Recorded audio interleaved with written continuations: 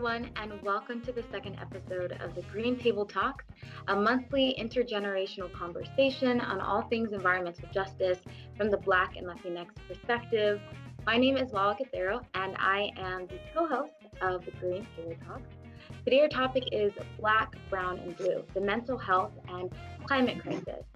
We are joined by fabulous advocates from all over, truly, that are leading in the intersections of these issues. This is going to be a really, really incredible conversation, and I know that all of y'all will enjoy it just as much as we are. I'm going to turn it over to Felipe for him to introduce himself and also to introduce some of our panelists for today. Thank you, WAWA, and I'm really excited that this is our second one, and we're really excited to have this conversation happening right now during May, which is Mental Health Month, Mental Awareness Month. Very important for our community, especially coming out of a pandemic, coming out of all the struggles, all the effects of climate change. So it's a very meaningful and timely conversation. And I'm just gonna get started introducing some of our guests. I'm just gonna mention their names and I will let them introduce themselves. But we have from Puerto Rico, my good friend Wanda Torres, Dr. Wanda Torres. We also have Dr. Diana Ramos in LA. And who else do we have, WAWA? And we have Neil Whedon, who is joining us, I believe, from the Bahamas now. I think he just landed back home today, right? Yes, just got back in here in the Bahamas. Yes, and we're so excited to have you here and have such a really broad array of people from really all over, which is really exciting. All right, so I would like to each one of you to take a minute to introduce yourself, and let's start with you, Dr. Ramos. Do you mind introducing yourself and saying a few things about your expertise? Hello, my name is Dr. Diana Ramos, and I'm an obstetrician gynecologist. It's a pleasure to be here. I'm on the National Hispanic Medical Association Executive Board, as well as adjunct faculty at the Keck USC School of Medicine, and the chair for the American College of Obstetricians Gynecologists, California. Thank you. Dr. Torres from Puerto Rico, would you mind introducing yourself? Hi, I am Dr. Wanda Torres. I work as child and teenager psychologist here in Puerto Rico.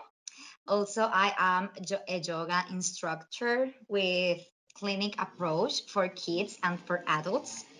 I used to integrate mind and body. We are in Puerto Rico. I used to integrate mind and body complementary strategies like yoga, meditation, and mindfulness as part of the healing process. And I'm glad to be here with you. Thank you for this opportunity. Everyone, so happy to be here this evening. My name is Neil. I am an environmental and climate justice activist from the Bahamas. And what most of my work centers around is the amplification of the voices of BIPOC individuals, especially those on the front lines of the climate crisis. So I'm very happy to be here to share this space. We are so excited that all of y'all have joined us for this conversation. So we're gonna just jump into some of these questions and really get down to the nitty-gritties of these issues. So I think a lot of us understand that as we understand more about climate change and even experience the impacts of climate change related disaster, we understand that it has a huge impact on mental health. In fact, the American Psychological Association recently surveyed that 2/3 of adults in the United States said that they experience at least a little eco-anxiety and or ecological grief. So I'd love to hear from all of you, where have you seen ecological grief come up in your work or even for yourself personally? Yeah, so I can start. So in terms of eco-anxiety and ecological grief, I've seen quite a bit of that in the Bahamas, especially in the last 2 years since Hurricane Dorian. And it's become more and more prevalent as the climate crisis wages on. And so what that looks like in the Bahamas is individuals experiencing immense amounts of what we now know as eco-anxiety as the hurricane season approaches, which starts on the 1st of June and runs throughout the end of November.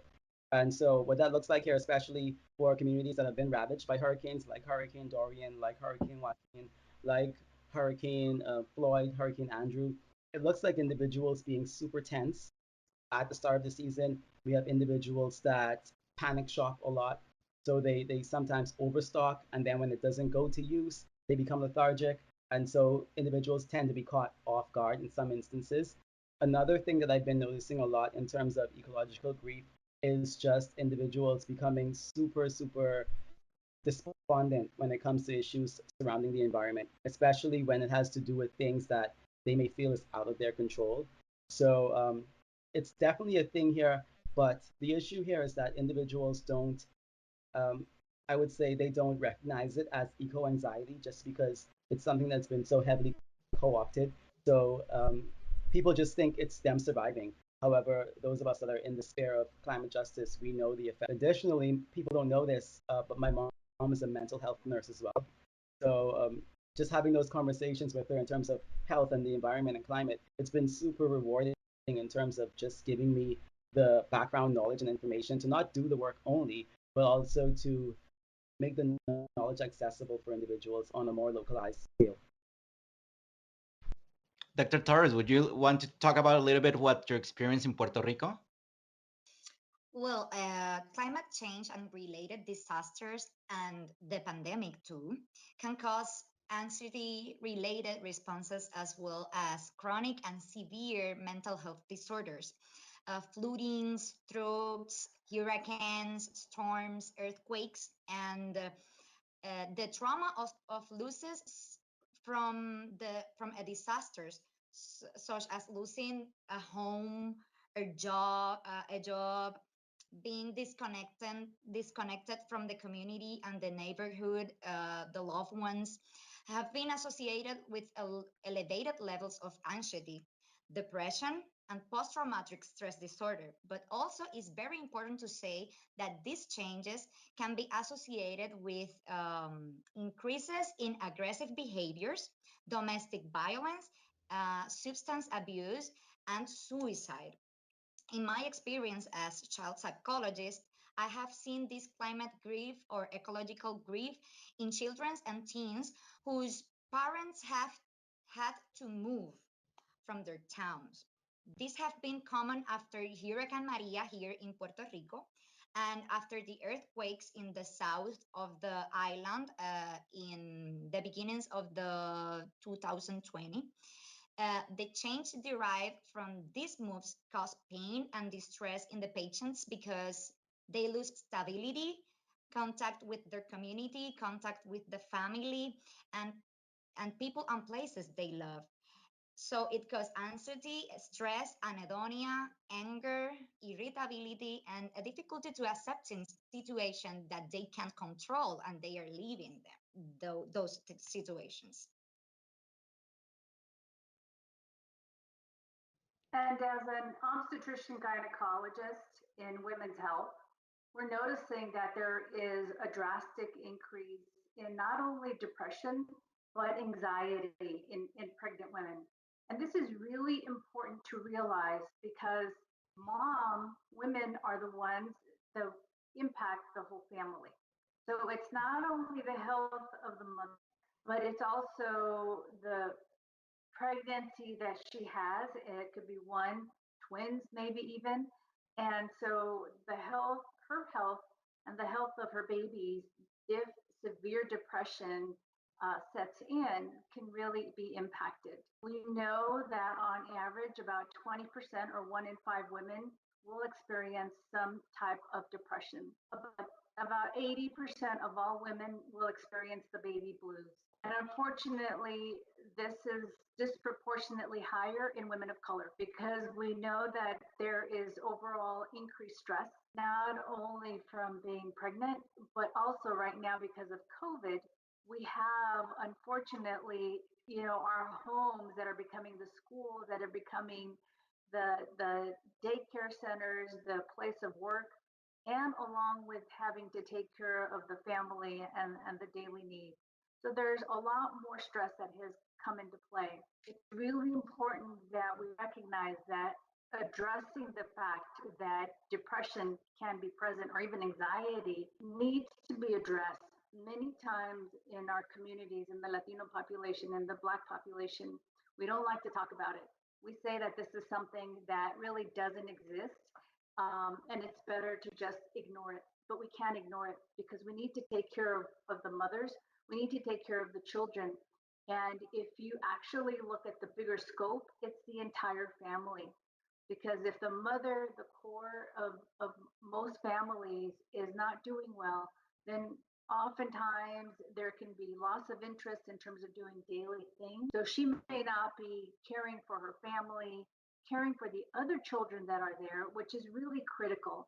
So it's really important to realize that mental health is something that unfortunately is common, and right now because of COVID has increased even more. So slowly we're going to start to see the significance of the impact.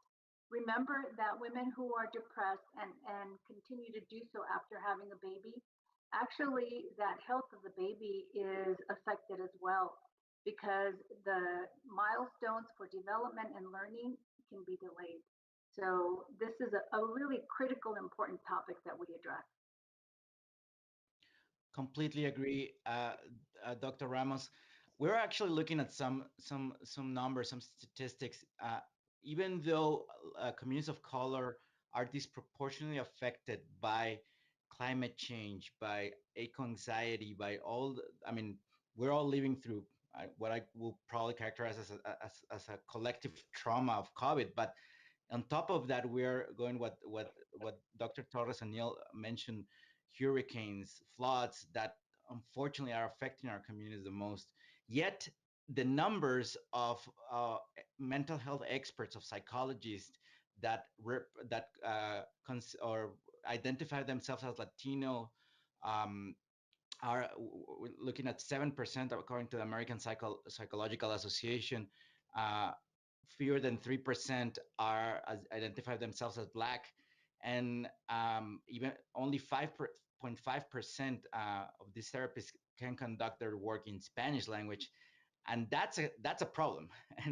And if we are trying to really get to the core of the issue, we need to address it. But I don't know if you have any thoughts on that, particularly you, Dr. Ramos, and Dr. Torres, which you're working with Latino communities, with those communities that language may be even an added impediment. So would love your thoughts and your reactions to this. Yeah, so you give really good numbers. And the really critical thing to be aware of is that if you're looking just at the Latinx population, in the United States, we represent 18% of the entire US population. Unfortunately, we're only about 6 to 7% of all doctors. And so, you know, there's no way that we can we can train enough physicians that are Latinos to meet the demand. So that means we have to partner, we have to work with each other to help each other understand each other's culture. What does it mean when we talk about mental health? Do you even say mental health, or do you say estoy nerviosa, right? Because we don't say mental health, we say nervios. You know, what are the words in the Caribbean community that we want to use so that patients and those who we're dealing with can understand this? We want to meet people where they are, and that's where we have to help each other, to train each other, to teach each other on what are the right words, what are the languages. And Dr. Torres, I would love to hear your input.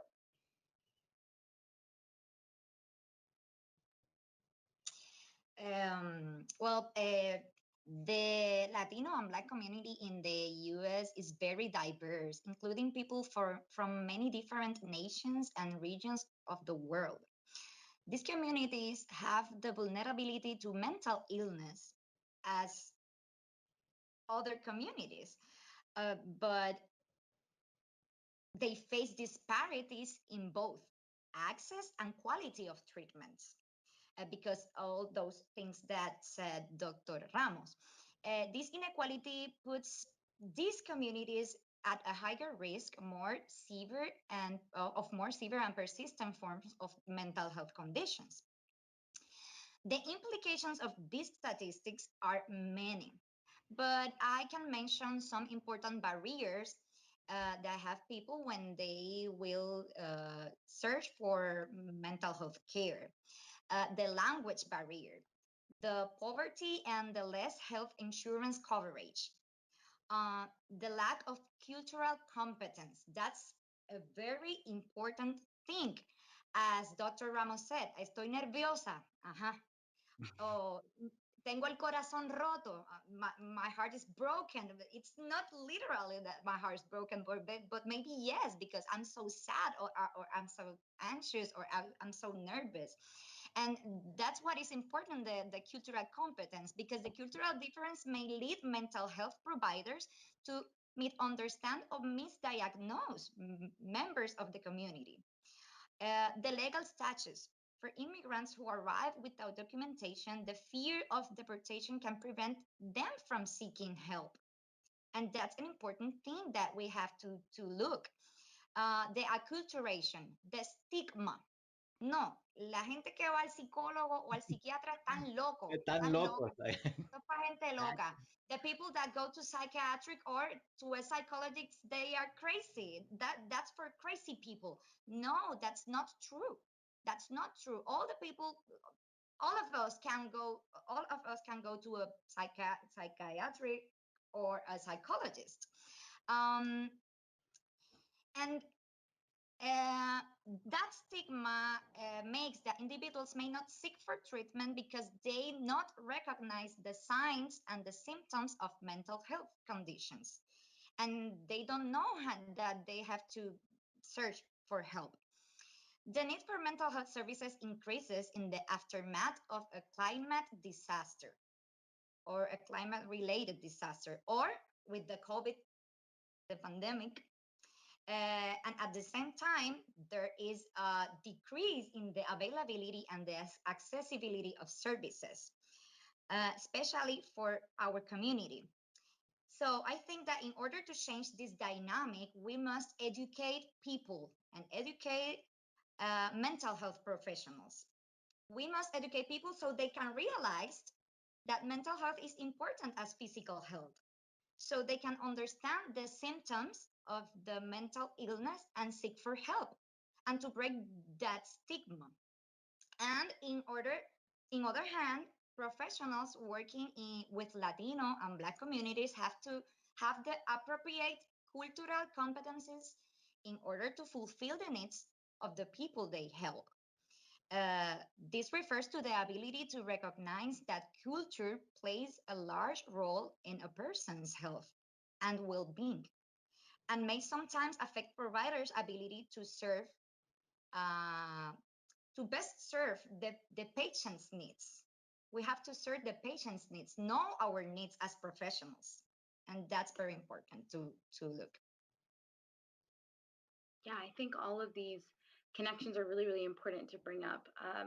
About a year ago, I wrote this article for Vice where I talked about the duality that people of color experience with climate grief, in the grief of being disproportionately impacted by the climate crisis and white supremacy, and also the grief of being forgotten in an environmental movement, right? When we talk about the statistics of the lack of representation of folks in the mental health sphere, we see a lot of similar dynamics within the environmental sphere.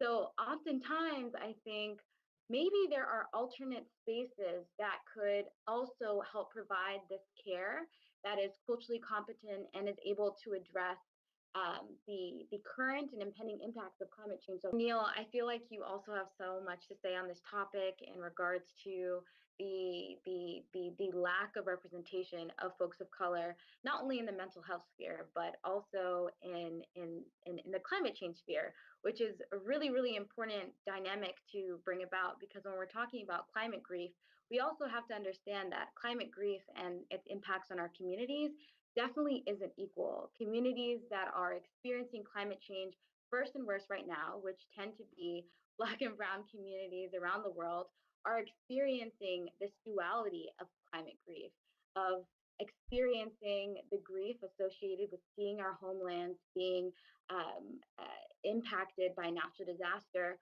while also knowing that with lack of action that we're seeing, these disasters are only going to continue to happen, as well as the grief of almost feeling forgotten in a movement that is dedicated to ensuring that we have a just climate future.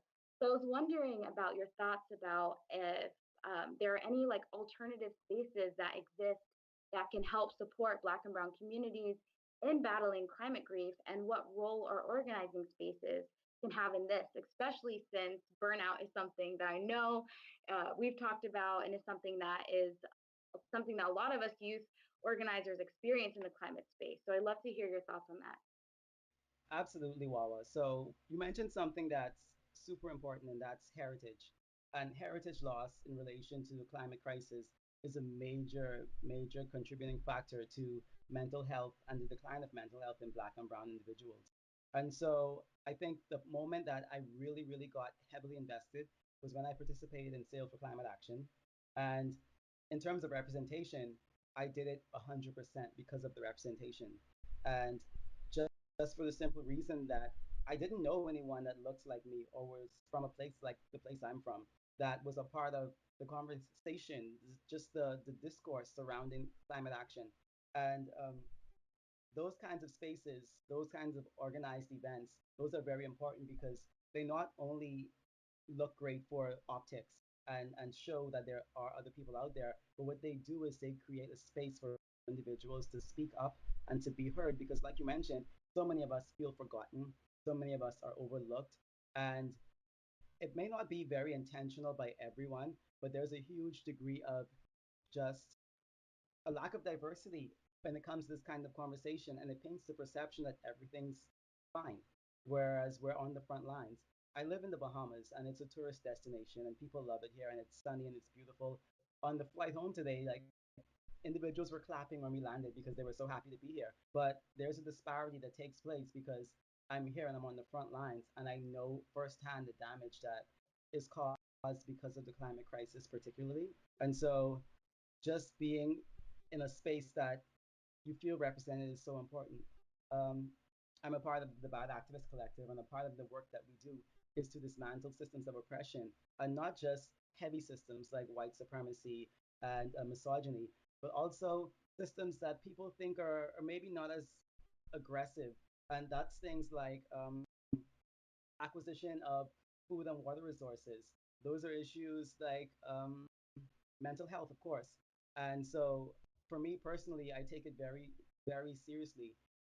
Like I mentioned earlier, my mom is a mental health nurse, and that has been such a huge informing factor in a lot of the work that I do, just because I'm able to now contextualize what it is that I study and what it is that I've been seeing for the last 21 years of my mom's career. And like everyone here has mentioned, Black and Brown communities, we are disproportionately affected by the climate crisis. So spaces like the Bad Activist Collective, WAWA Yes Space, Black Girl Environmentalist, Generation Green, these are spaces that I've learned so much from. And the people and the activists, the artists, the change makers that visit these spaces, when I see them, I feel so incredibly empowered because I know that just a few years ago, this wasn't a thing. This wasn't always the case, and we have so much more work to be done. However, I think that the representation that we're getting now is just honestly the beginning, and there's a lot more to be done.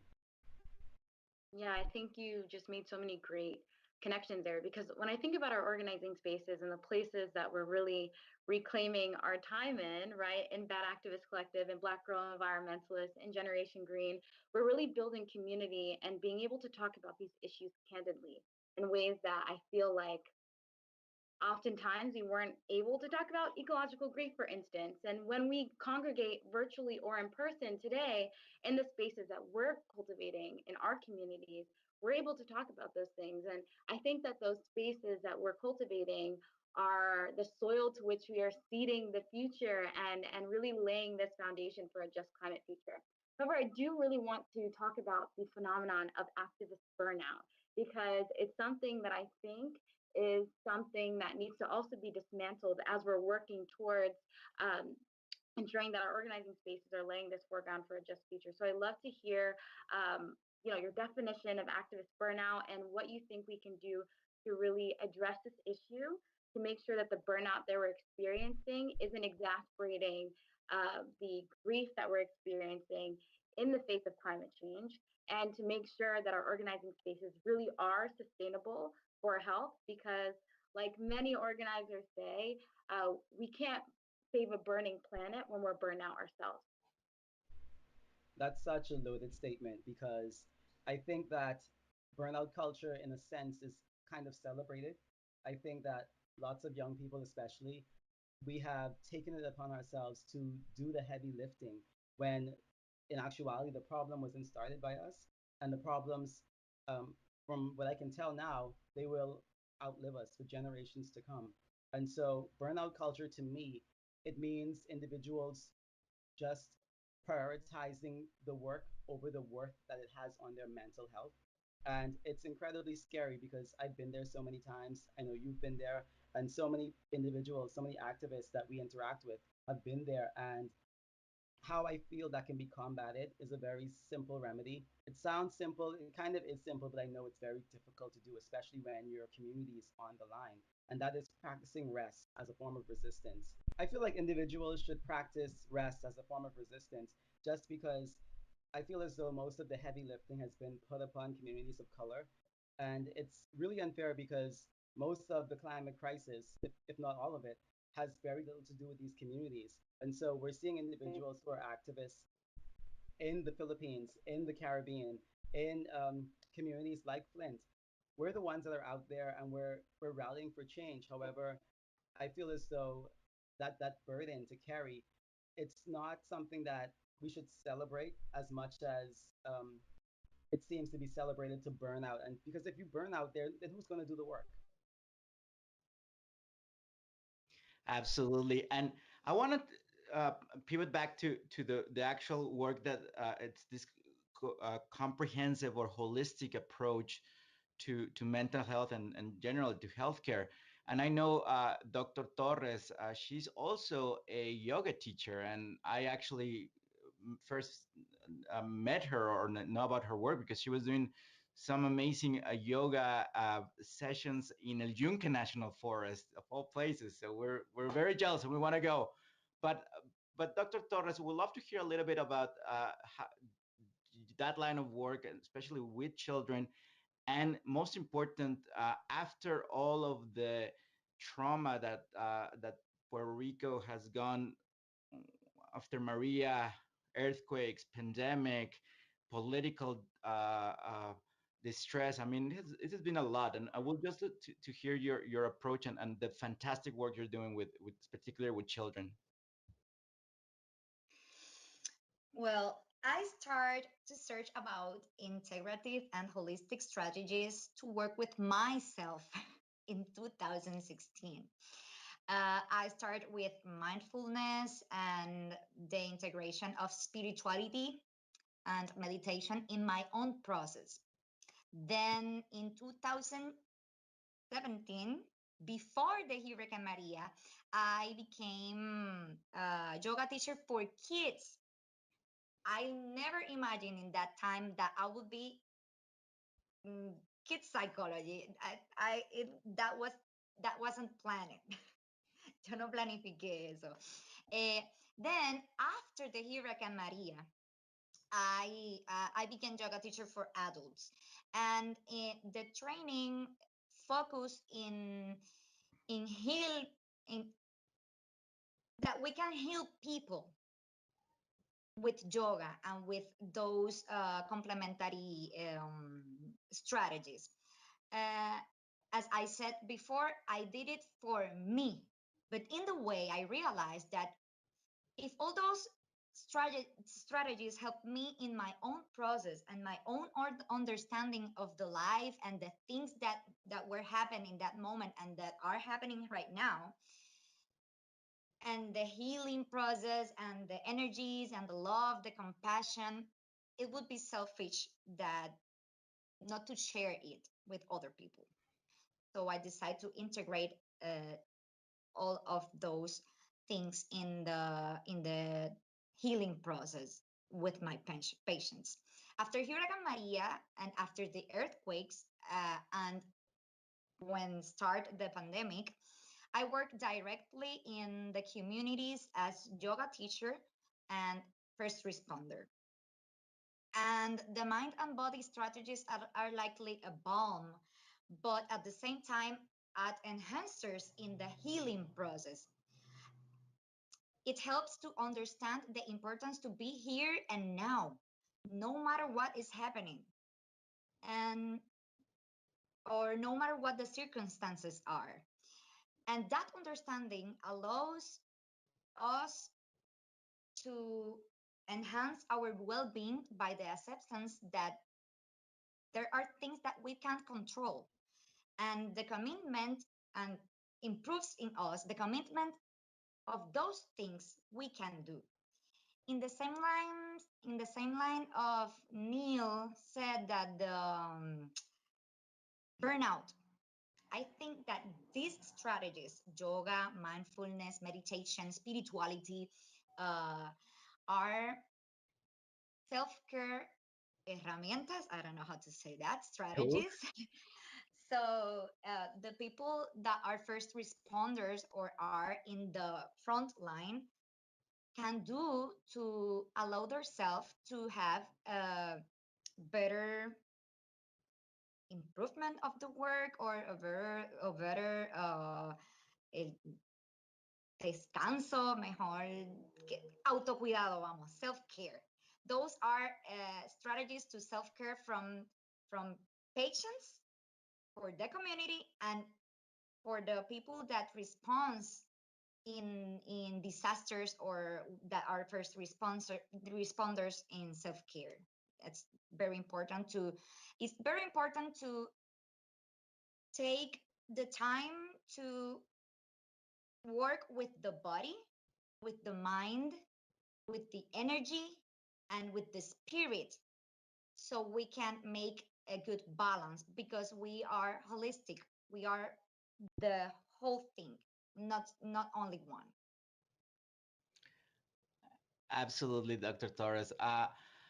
Dr. Ramos, in your practice, would love to hear a little bit your experience on, especially with those communities in immigrant communities, disadvantaged communities, and moms, because as you mentioned, they're taking the burden and they care for the whole family. They're the pillars of their family. So we'll love to hear your thoughts and your experiences. Definitely. And I want to acknowledge Dr. Torres's recommendations. I think they're fantastic. And Neil's recognition that burnout really is critical. And I bring these two issues up because it is so important for healthcare providers, those of us who help the public, to take care of ourselves first. It's just like when you're on the plane, put your oxygen mask on first so that you can then help others.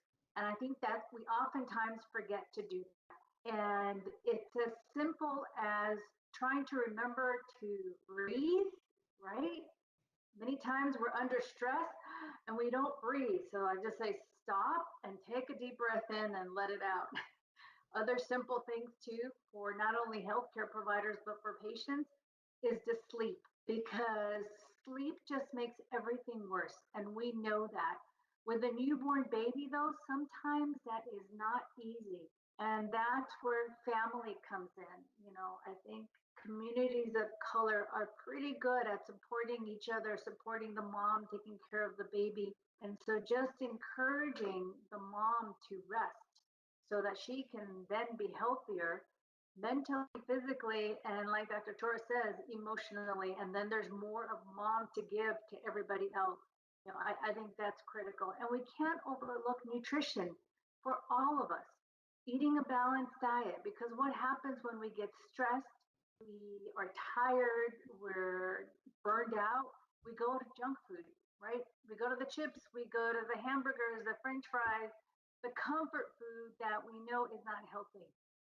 And that just increases our sugar and we get a big sugar down. And it just makes all of our emotions more intense. Those simple things, remembering to sleep, to have a healthy diet. And then the other thing is just to move. Right now with COVID, we've all had to be indoors. And many people, if you're working, you're sitting in front of a computer. I encourage you to raise your computer up and stand up. For my moms, I encourage them to dance. We love music. I tell them, put on some Celia Cruz, some Mark Anthony, and just move. You don't need to go outside. I know it could be hot, it could be muggy, but you just put the music on, and guess what? Before you know it, you're going to be moving and you're going to be dancing. So simple, simple things to do.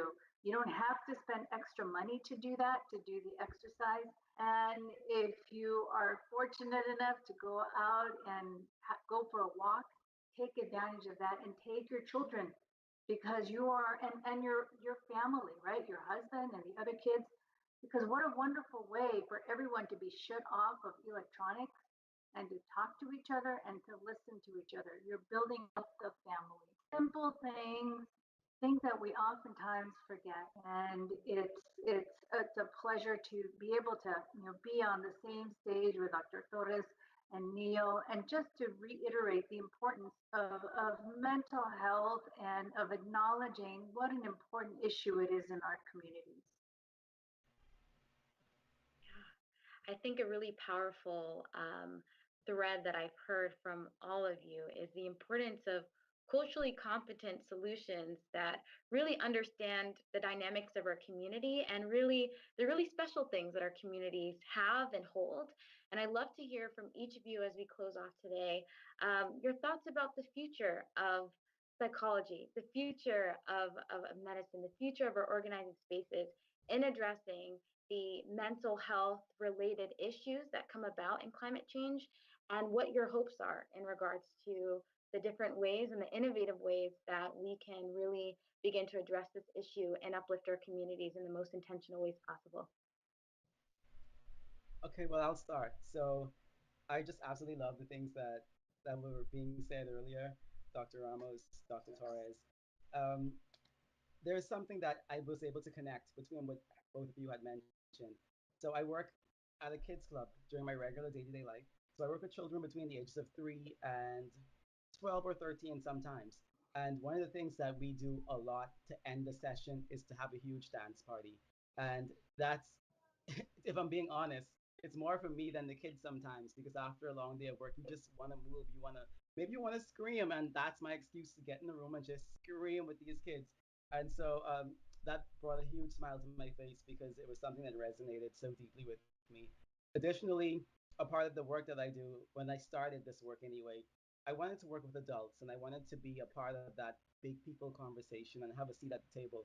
But the first job I was offered, um, it was to work with children. And immediately I was like, children, like, what do you say? What do you do? And then I had to remember that there's a place in each of us that is still a child. And you have to keep that place so pristine because I think aging is inevitable, obviously, but that space, like sometimes I just lose myself in that moment when I'm taking kids on nature walks, when I'm having dance parties with them. And kids, there's a psychological term that's called tabula rasa, blank slate. They are absolutely blank slates. And so after a dance party and I sit and I explain to them why the Bahamas is a shark sanctuary or why it's important to preserve the coral reefs, children, they take that and they run with that. And that's such a huge and inspiring part of my work. And the way children are so innovative. I mean, every kid's on TikTok. Every kid knows the latest dance craze on TikTok. And so I think one of the things that we can do to kind of keep that momentum going is to meet people where they are, like we all have mentioned. So what that looks like for a lot of individuals is social media. And the idea is just to make the work accessible, make the educational tools and resources there for everyone, and to kind of bridge that gap between the common person and academia. And I'm super fortunate to exist at a very interesting intersection where I get to interact with individuals like yourselves, but as well as interacting with children. I go back to work in the morning and there are going to be so many kids waiting on me just to dance it out and to learn a bit about the environment. So as important as it is to practice rest as a form of radical self-care, get out there and move. I think that's one of the main things that I'm going to take from this conversation because I'm someone that takes huge pride in the work that I do. But as it's been made clear by both of you, if I don't take care of myself, if I don't apply the mask first, then everyone's going to suffer because that knowledge and that momentum is going to effectually burn out. Dr. Torres? I don't know how psychologists in the future are going to addressing the climate changes, but I can say that how I will do it. I think that we have to back to basics. think that we have to move the practice of psychology outside. I love to be outside. If I can in my office, I do my therapy outside under a tree or qué sé yo. I think the practice have to move to the woods, to the beaches, to the I don't know. And I think that that connection with the nature, with the earth, with the air, with the fire, with the water can make us to understand what's the importance of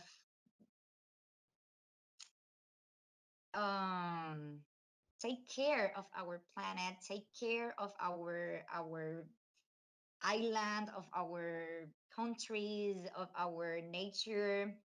And I think that that connection can have to we have reconnect with Mother Earth. And when we reconnect with Mother Earth and with our child, our inner child, we can start to figure out what we have to do to have a better future for us, for our kids, for the humanity, for the world. I think that we have to go outside and go to the earth. Dr. Ramos, you got the final word. I am hopeful for the future and hopeful on all aspects, and on the environment, on addressing the disparity, on improving equality. We made the first step, and that's recognition. You have to recognize and acknowledge, and then you can assess, get your numbers, and come up with an action plan as to how the change is going to be made. So I'm hopeful. I'm hopeful. Neil, I love the fact that you are really helping children learn about their environment. I think that's fantastic, and recognizing the importance of the outdoors from what Dr. Torres has shared is so critical. Realizing that what we have is a treasure, because not everyone has access to being able to go outside safely and not be afraid of harm coming to them. So to recognize and appreciate that is such a critical piece. But I'm hopeful, and I'm very grateful to both of you, WAWA and Felipe, for inviting us and sharing this platform on which to help us realize that health is not just mental, it's physical, it is spiritual, emotional, and there are many solutions, all for which we are already starting to address. Thank you, Dr. Ramos. We totally agree. And what I would end is, I always said this whenever I have an opportunity to speak publicly, it's hug a tree. Just the act of hugging a tree brings you that reconnection, because we are all naturally connected to our Mother Earth. We just sometimes forget about it. So it sounds cliche. Yes, we're tree huggers, but that's the best way to start. Yeah, no, I'm very grateful. And WAWA, please wrap it up for us. Yeah, and that's it. I really enjoyed hearing the insight from all of you, Dr. Torres, Dr. Ramos, Neil. It's been a real honor. And I would suggest everyone watching this to follow up with the work that everyone here is doing. And I know that I'm walking away here with a much more hopeful sense of the future of holistic health, holistic care, and the importance of caring for ourselves as an act of community care. So with that, I love to close off the session, and thank you all for joining us here today.